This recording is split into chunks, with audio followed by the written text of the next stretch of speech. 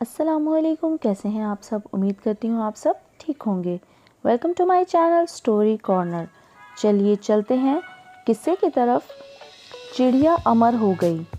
دنیا کرکٹ کا ایک عجیب و غریب واقعہ اس وقت پیش آیا جب عظیم cricketer Jahangir Khan Cambridge university KMCC کے خلاف ایک میچ میں باؤلنگ کروا رہے تھے۔ اسی دوران ایک چڑیا وکٹوں کے درمیان اڑتی ہوئی آئی اور گیند لگنے سے ہلاک ہو گئی۔ اس چڑیا کو ہنوت کر کے اسی گیند پر نصب کر دیا گیا۔ کرکٹ اور چڑیا کے دلچسپ حادثے کو لارڈز کرکٹ گراؤنڈ کی ایمپیریل کرکٹ میموریل گیلری میں محفوظ کر لیا گیا، جو اب تک موجود ہے۔ یہ واقعہ 1936 میں پیش آیا۔